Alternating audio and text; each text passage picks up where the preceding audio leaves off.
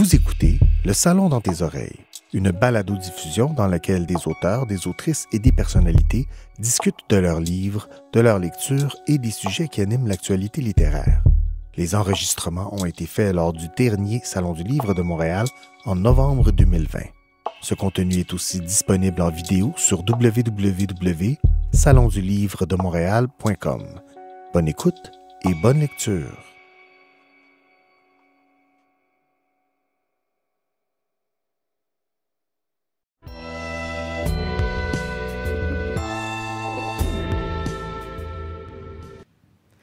Bonjour tout le monde, mon nom est Christine Michaud et je suis ravie d'être ici en direct pour le Salon du Livre de Montréal en mode virtuel et de recevoir une grande dame qui a fondé l'école Écoute ton corps en 1982, la plus grande école de développement personnel au Québec. Elle donne des ateliers dans plus de 25 pays en une douzaine de langues, c'est pas rien, et elle nous présente aujourd'hui son plus récent livre qui s'intitule « Comment prendre de l'âge tout en ayant beaucoup d'énergie ». Alors, pour moi, là, c'est vraiment un honneur et un grand bonheur de recevoir Mme Lise Bourbeau. Merci. Bien, moi aussi, je l'ai dit, je vous l'ai dit avant qu'on fasse l'entrevue officiellement, mais je pense qu'il y a un divin timing parce qu'il me semble qu'on aurait tellement pu se rencontrer avant aujourd'hui, mais c'est aujourd'hui que ça arrive. C'est comme ça. Hein? La vie, on ne sait jamais ce que la vie nous réserve. Nous réserve. Oui. Lise, déjà d'entrée de jeu pour l'entrevue, il y a des choses qui reviennent dans vos livres, puis moi, j'ai des livres de vous chez moi que j'ai lus avec bonheur aussi. Puis là, c'est comme si j'ai pris conscience ou j'ai réalisé, parce que vous l'expliquez au début du livre, il y a deux choses qui vous démarquent, je trouve, puis qui sont très sympathiques, qui font un effet bénéfique sur le lecteur. C'est le fait que vous utilisez le tutoiement quand vous écrivez, puis l'écriture violette. Fait que j'aimerais ça, parce que tout l'intérieur du livre, là, c'est pas écrit en noir, c'est écrit en violet. Oui. Mais pourquoi c'est important pour vous de tutoyer le lecteur d'abord? Bien, c'est parce que je le faisais dans mes ateliers. Et puis, je me souviens, quand j'ai commencé à aller en France, ils n'étaient pas habitués à ça, eux autres, hein, dire tu. Ils disent, moi, j'ai une amie encore qui, après 20 ans, elle dit encore vous à sa femme de ménage à Paris, tu sais. Mais là-bas, j'ai dit, là, on se tutoie. Tout le monde, vous me tutoyez. Moi, je vous tutoie parce que c'est plus personnel. Ça nous aide plus à se centrer. Vous, ça fait trop formel, plus formel. Tu sais. Puis ils ont adoré ça. Vraiment, là, quand j'ai vu que c'était si accepté en France, j'ai dit, bon, ben je vais faire la même chose dans mes livres parce que quand j'ai commencé à écrire, on parlait de, tu sais, un an plus tard même, j'avais peur que la France ne voudrait pas prendre mes livres parce que c'était en tutoiement, puis non. Oui. Fait que, et non, ça a bien passé. Oui, ça passe très, très bien. Oui. Mais c'est un peu le langage du cœur. Fait que, est-ce que vous êtes d'accord qu'on se tutoie? Oui, Okay, vas-y, bon. vas-y. mais moi, même si les gens ne me donnent pas la permission, des fois, là, ça sort tout seul. Tu sais, je suis portée à tutoyer. Puis l'écriture violet. Le violet. J'ai lu il y a très longtemps, parce que ça fait 55 ans que je lis des livres de développement personnel puis spirituel. Et j'en ai lu un jour en violet. Puis, j'ai fait aussi des ateliers, puis j'ai lu des livres de la Fondation Saint-Germain. Puis, c'était avec eux autres, et ils faisaient tout en violet. Et ils nous expliquaient l'importance de la couleur du violet, qui est le chakra du « je suis ». Bon. Alors, j'ai dit, bon, c'est ça que je vais faire moi aussi, je vais écrire, parce que là, j'ai réalisé que quand on lit avec le violet, ensuite, peut-être le bleu, ça serait la deuxième couleur que je choisirais, ça touche plus le senti. Quand c'est écrit en noir, ça touche plus le mental. Okay. Donc, ça coule mieux. C'est plus facile à lire, surtout quand faut... Parce que c'est des livres qu'il faut prendre le temps de sentir les choses. Hein? Non, puis qui nous font faire des prises de conscience, qui peuvent même nous bousculer un peu. Ah mais j'ai envie de dire j'espère. Oui. Pour du positif. Mais moi, j'ai un bon cas, là, parce qu'en le lisant, c'est effectivement ce que ça fait.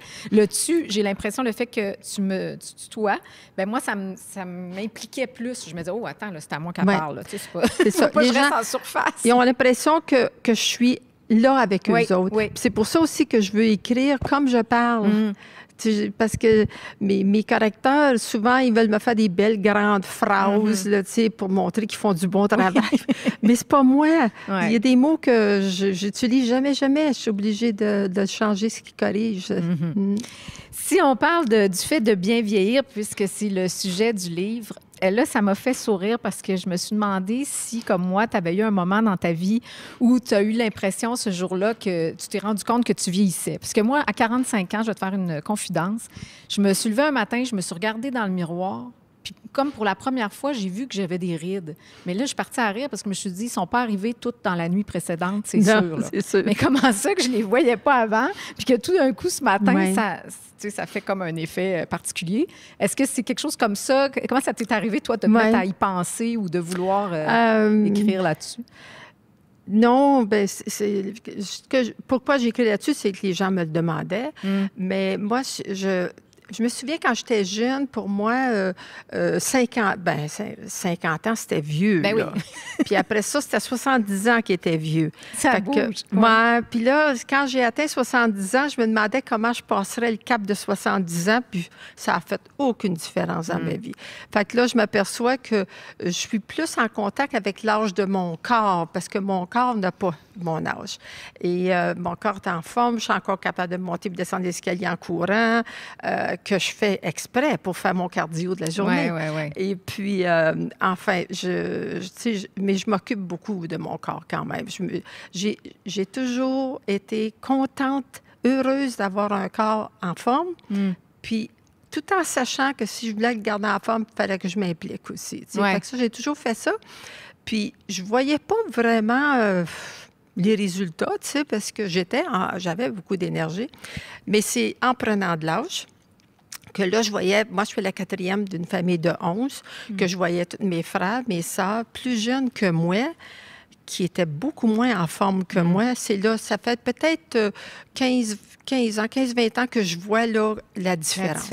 Les résultats de ce que j'ai fait depuis que je suis peut-être dans la trentaine, tu sais. Bien, sans doute. Mais en plus, il y a une autre portion, j'imagine, importante. Là, on parle du corps, mais tu as écrit « La jeunesse vient de l'intérieur et non de l'extérieur ». C'est une phrase parmi plein d'autres que j'ai notées, évidemment.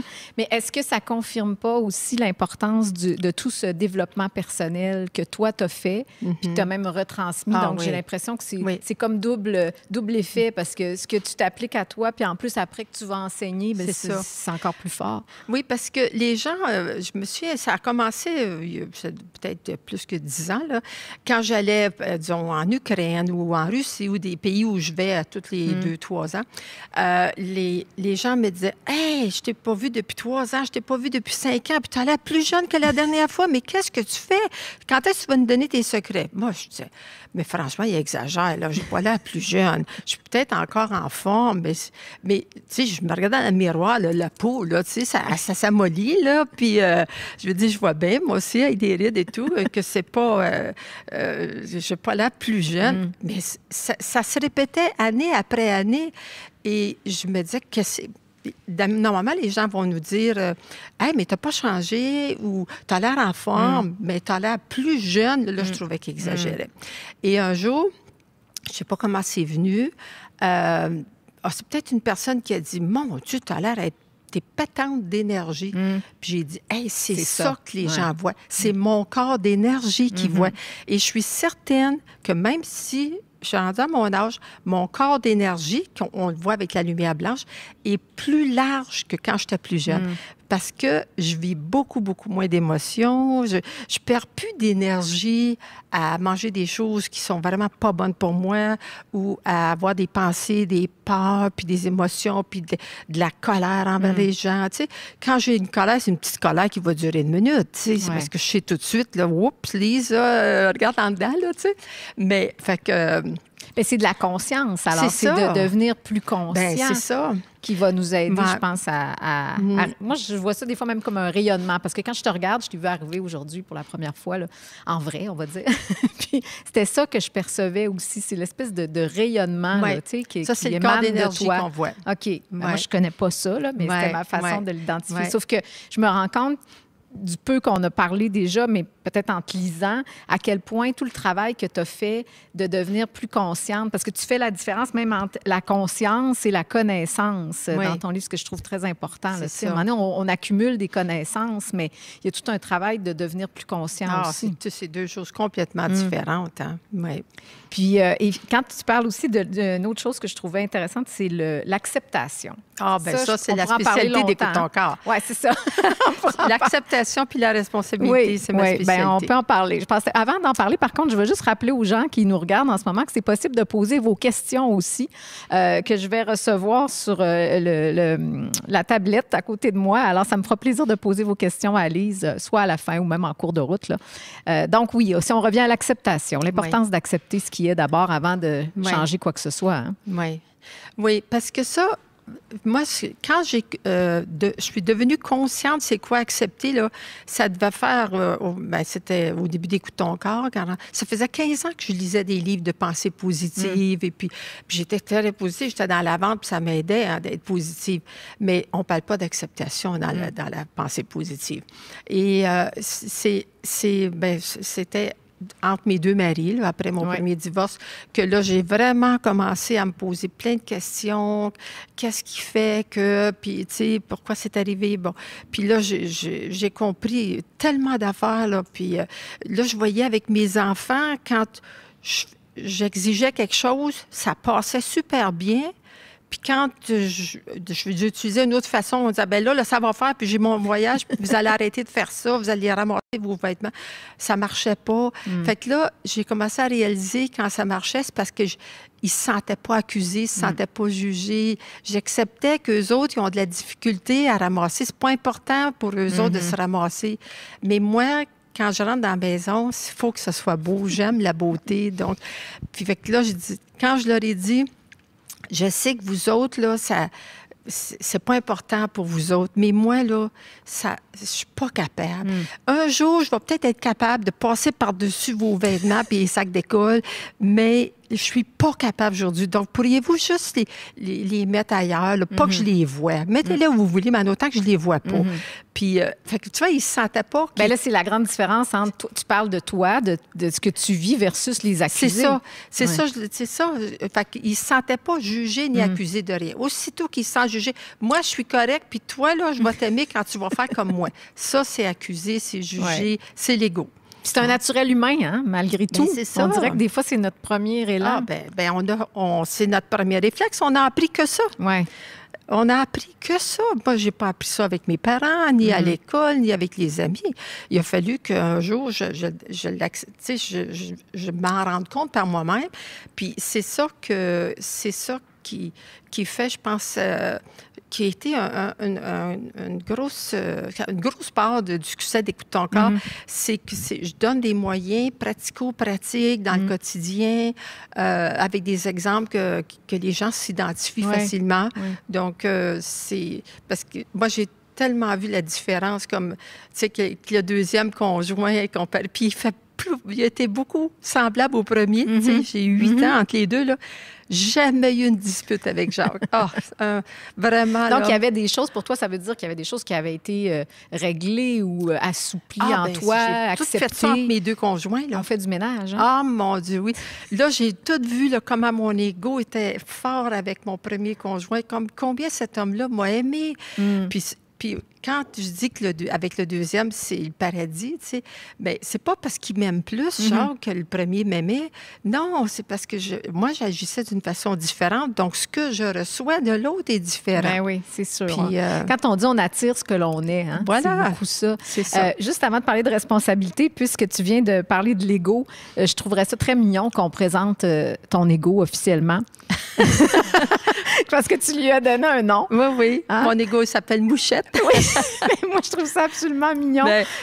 Ça aide. Tu vois, c'est encore mon côté pratico-pratique. Tu vois, parce qu'on a tous un ego. Puis, on voudrait tellement s'en débarrasser, mais c'est pas bon parce que moi, j'ai appris qu'il n'y a rien qui change dans la vie tant qu'on ne l'a pas accepté. Ouais. Donc, la journée que j'ai compris ça, j'ai dit, là, je vais travailler différemment avec mon ego. Il faut que j'apprenne à l'accepter.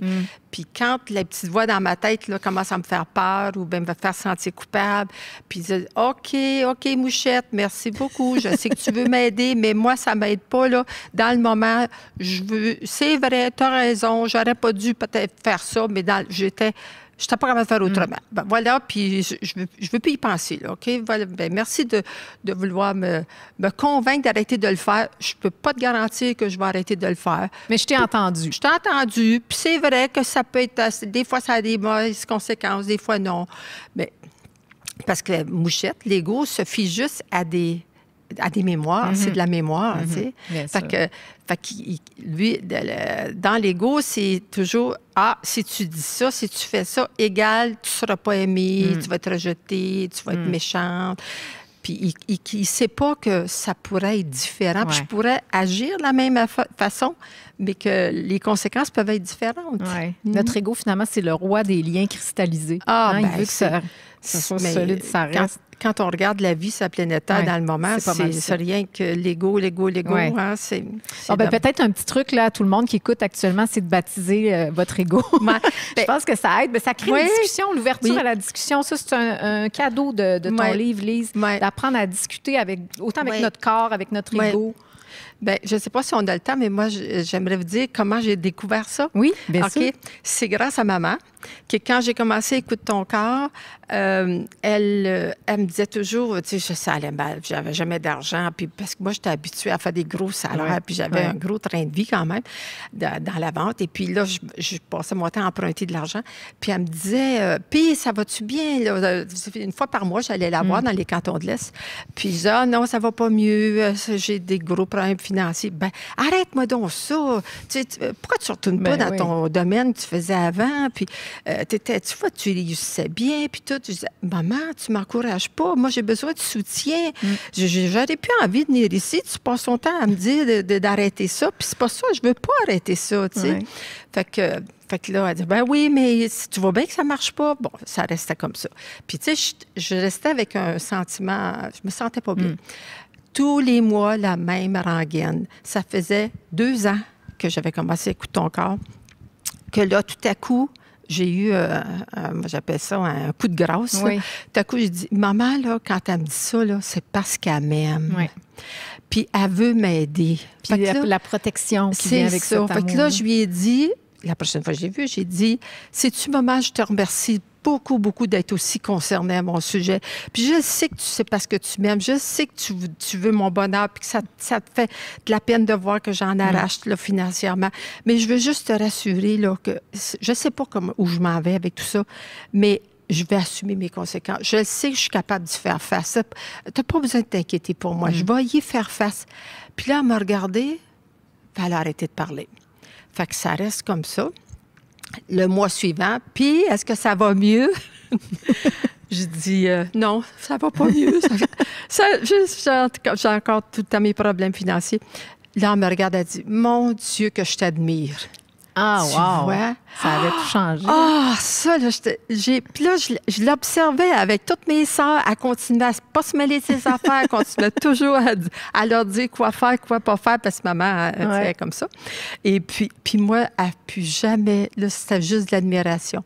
Fait que là, j'ai vu que ça marchait. Fait que c'est comme ça. Avec ça, je me suis dit, c'est comme ça, il faut que je travaille avec mon ego. Puis c'est grandiose, moi, je pense, les effets que ça peut donner. Puis ça nous amène, en parlant de ça, à la responsabilité, justement, parce que c'est ça que tu fais dans ce temps-là. Oui, c'est ça. Tu te responsabilises. Ça, c'est ton maître mot, ça, la responsabilité. Tu sais, assumer mes conséquences.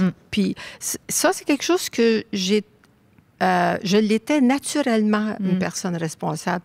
Tu sais, je prenais souvent des décisions. J'étais une fonceuse, puis tu sais, j'ai toujours été un peu différente de mes sœurs, là. Mais je me suis jamais plainte si ça marchait pas. Je me disais, ben c'est toi qui as fait ça, là, tu sais. Partais seule en ski dans le bois, tu sais. Des affaires que j'ai faites. Oui, toutes sortes de choses. Puis quand je revenais des fois, j'étais en sang, là, parce que j'avais eu un accident. Puis maman, elle me regardait, elle dit, mon Dieu, elle dit, tu t'en sors tout le temps quand même. Puis, tu vois, elle me disputait jamais. Ouais. Fait qu'elle devait sentir que moi, je prenais ma responsabilité parce que j'apprenais avec ça. Fait que ça m'a pris des années avant d'être consciente. Tu sais, d'être capable de mettre des mots à ça, tu sais, de mettre des mots sur l'acceptation. C'est ça, faire des synthèses pour que ça soit facile à expliquer. Oui, aussi. Puis ne pas paniquer, je pense, quand tout ça... Tu sais, l'espèce de premier élan aussi, c'est juste d'être dans un peu comme un état plus apaisé pour faire face à ça, puis avec beaucoup d'amour. Parce que c'est quelque chose qui, je comprends, dans tout ce que tu as fait, tout ce que tu as enseigné, écrit, l'amour, ça demeure quand même ce qu'il y a de plus puissant. Parce que depuis, ça fait 38 ans, là, l'école, ça fait 38 ans que je change mes choses. Je change la façon de l'enseigner. C'est toujours la même base, mais j'arrive avec des moyens toujours plus simples, plus intelligents, plus faciles à mettre en pratique pour aider les gens. Fait que ça c'est ce qui m'allume le plus, de faire une nouvelle synthèse. Là. C'est pour ça que je ne peux pas arrêter d'enseigner, parce que on ne veut pas non plus. Ah oui, pendant que je parle, je réponds à une cliente, une participante, et puis quand je réponds, je dis « Hey, c'est bon, ça, ce que je viens de dire. Puis là, je me dépêche, aussitôt que j'ai un petit moment, je me dépêche à l'écrire parce que sur mon lutrin, avec mes notes, là, j'ai toujours un crayon et un papier parce que en enseignant, j'apprends des choses. Bien, là, il y a plein de gens qui ont l'air très intéressés aussi par toute cette discussion. Alors, on va regarder peut-être pour répondre à quelques questions. Bien, d'abord... on va y aller avec un compliment. Je trouve que ça commence bien. Rebecca, qui a écrit « Votre travail sur les 5 blessures a changé ma vie. Merci. » Par contre, elle demande après comment introduire en douceur une personne à cette démarche. Puis c'est vrai que ça revient souvent. Des fois, on voudrait tellement changer... Pas changer les gens comme les aider, les gens surtout proches de nous, là, qu'on aime. C'est pas toujours facile à faire, ça. Bien, le mieux, c'est de partager ce qu'on vit. Tu sais, moi, j'ai lu un livre, là, puis j'ai appris telle affaire, là. Hey, ça m'a assez fait du bien. Je sais pas si ça t'intéresse. Je peux donner le nom du livre si ça t'intéresse, ou j'ai fait un atelier. Ou bien si une personne, elle se plaint, là, elle parle de ses problèmes, puis là, tu sais, on se dit, mon Dieu, ça lisait. Tu sais, on dit, bien, moi, j'ai quelque chose qui pourrait t'aider. Est-ce que tu veux que je t'en parle? Il faut toujours demander la permission. Je me suis rendu compte de ça dans tes livres, effectivement. Parce que si elle dit non, elle dit, c'est correct. Faut dire, elle dit non. Elle dit pas non à toi, elle se dit non à elle. Mais c'est triste en même temps. Nous autres, ça nous... C'est triste, mais dans le fond, c'est pas nos affaires. Tu sais, on a une bonne volonté, on veut l'aider, mais ça ne veut pas, c'est parce que, à quelques raisons, elle a encore trop peur, tu sais, puis c'est correct. Elle va le faire quand elle va le faire, comme nous, on l'a fait quand on l'a fait, là. Fait que nous, ça nous fait pratiquer le détachement. Voilà, oui. Puis, le détachement, puis aussi arrêter de vouloir contrôler les autres. Oui. En fait, ce que je réalise, c'est qu'il y a des fois, on se prend pour l'ego pour les autres. Oui, bien, tu sais, dans notre mode de vouloir protéger, puis on voudrait tellement que la personne aille mieux qu'on se mêle pas de nos affaires. C'était mon gros problème au départ. Je voulais changer toutes mes sœurs, puis je voulais toutes qu'ils lisent mes livres. Bon, non, c'est ça. Il faut apprendre à lâcher prise. Parce que moi, en étant comme une personnalité de chef, le lâcher prise a été très difficile pour moi. Ça a été un gros travail, puis je travaille encore sur le lâcher prise. Oui, bien, puis même tu le dis dans le livre à quelques moments par rapport au contrôle. Une autre question qu'on a, c'est comment accepter sa vulnérabilité et ne pas laisser l'ego l'emporter? C'est beau, la vulnérabilité, puis c'est vrai que c'est un sujet important. C'est accepter qu'on est humain, finalement, qu'on est juste humain. Oui. Bien, c'est un bon départ pour apprendre à s'accepter. Ben oui, dans cette situation-là, il y a quelque chose qui vient me toucher, puis ça me touche. Je suis pas trop consciente que c'est que ça touche, mais je me sens vulnérable. Et puis là, mais les gens, des fois, ils sont conscients qu'ils sont vulnérables. Ils veulent pas le montrer. Ils veulent pas que les autres le voient. On joue les forts. Ils jouent vraiment, joue les forts. Fait qu'il faut juste... C'est un bon départ, ça, c'est de dire, OK, dans le moment. Puis si la personne est capable de l'avouer, dit, ben là, je me sens vulnérable dans cette situation-là, j'aimerais mieux pas en parler dans le moment. Voilà. C'est correct aussi. C'est ça. Oui, effectivement. C'est comme le respect aussi, le respect de soi, respect des autres. Une bonne question ici. Quel regard portez-vous sur les plus jeunes générations, notamment des femmes? Êtes-vous plutôt optimiste?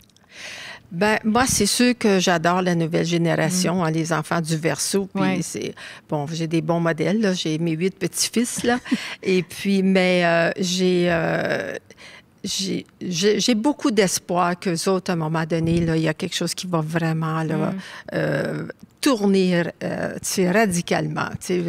Parce qu'avec l'ère du Verseau, là, on doit changer les choses. On ne peut plus continuer comme avant. Ça, c'est la clair. vérité aussi. Ce que tu écrivais dans le livre, il y a beaucoup la recherche ou le besoin, en tout cas, de vérité dans cette ère du Verseau. Oui. Puis le plus grand besoin de l'enfant nouveau, c'est le respect. Alors, dans des sortes, bien des décisions qui se prennent au niveau gouvernemental ou social ou familial ou n'importe quoi, ils ne se sentent pas respectés. Puis ça, à un moment donné, il y a quelque chose qui va arriver. Puis, j'ose espérer qu'ils vont le faire, que ça va se faire d'une façon intelligente, parce qu'ils sont très, très intelligents. Puis, ils ont un fond beaucoup plus de douceur que de révolte. Fait que s'ils se révoltent, ça va être une révolte avec de l'acceptation, une révolte qui... C'est un peu comme... Quand on parle de la révolte qu'il y a eu au niveau de la religion, disons, au Québec, hein, ça s'est passé... Ça s'est fait dans la douceur, dans l'acceptation. Puis, tout à coup, un jour, on s'est aperçu que c'est plus la religion qui dirigeait tout dans la... Parce que moi, dans mon enfance, c'est la religion qui dirigeait tout. Hein? Le gouvernement, les hôpitaux, l'éducation, tout. Puis, il n'y a jamais eu une guerre, il n'y a jamais eu de révolte... sanglante. Bien, puis j'aime ça qu'on parle. C'est important de parler de ça parce que j'entends souvent, moi, des gens dire, entre autres avec la pandémie, les histoires de confinement, puis ce que ça fait vivre aux jeunes. Puis là, il y en a qui disent, bien, on est en train de gaspiller cette génération-là et tout. Puis moi, je me dis, au contraire, est-ce que... Puis tu le dis toi-même aussi, il n'y a pas de hasard. Ouais. Donc, ces jeunes-là, ils ne vivent pas ça par hasard. Là, et peut-être que d'une manière résiliente, ils vont faire quelque chose de grandiose avec ça. C'est eux autres qui vont le faire. Tu sais, comme on voit la jeune là, qui a 18 ans, là, qui maintenant voyage partout dans le monde, qui fait des messages. Tu sais, oui, moi, j'ai bien confiance. Aux jeunes. Bon, bien, tant mieux. Ça fait du bien, un peu d'optimisme ici. Il faut savoir les écouter, c'est ça le plus important. Il faut qu'ils se sentent respectés. C'est ce que j'allais dire. Juste avant de terminer, il nous reste 5 minutes. Tiens, je vais prendre une autre question, puis après, je veux absolument qu'on parle d'une dernière chose. Quelle est l'importance et le rôle des nouvelles technologies dans ce cheminement personnel, selon vous? Est-ce qu'il y a des aspects négatifs à ça?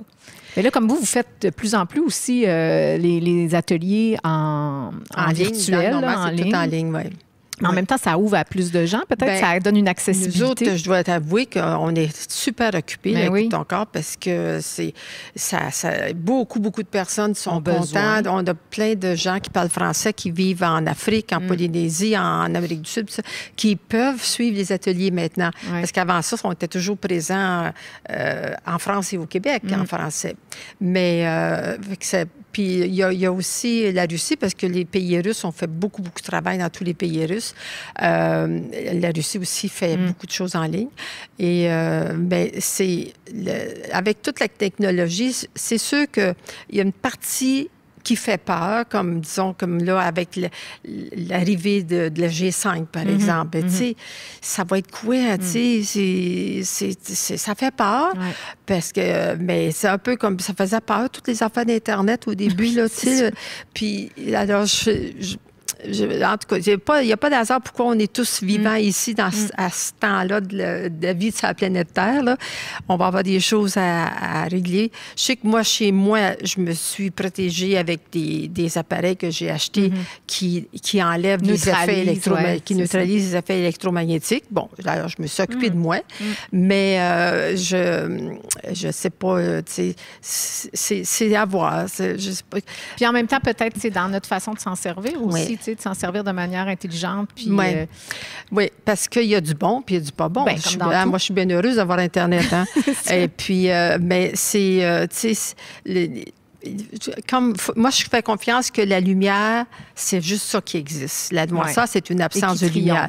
Donc, ça se peut pas que les forces noires l'emportent sur la planète Terre. À un moment donné, la lumière va arriver, mais comment ça va arriver, là? Bien, je suis contente qu'on finisse avec ça, la lumière, parce que là, il reste juste 2 minutes à l'entrevue. Mais j'ai senti, Lise aussi, en te lisant, puis c'était pas la première fois là, avec ce livre-là, mais que tu es portée par quelque chose de plus grand.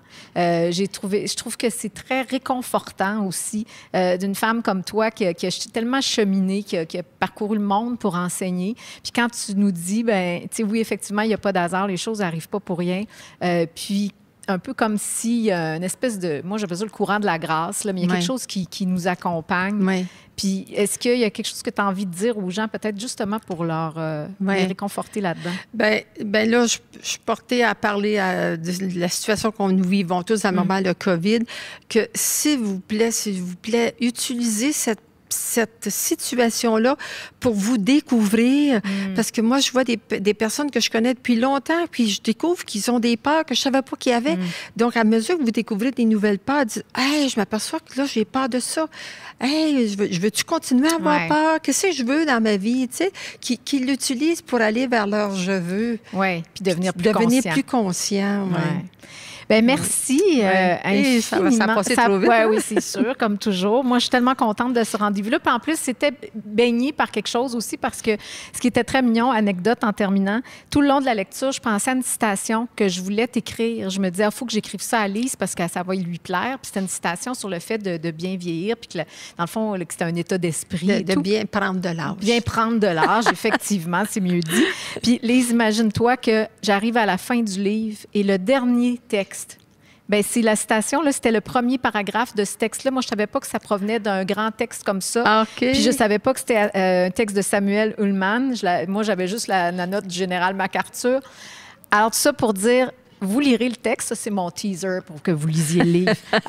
Non seulement juste le texte de la fin, mais tout le livre parce que ça fait énormément de bien. Merci infiniment. Bien, ça m'a fait vraiment plaisir. Puis merci à tous. Puis je vous souhaite d'être heureux puis d'utiliser tout ce qui se passe dans votre vie pour vous amener davantage de bonheur. Oui.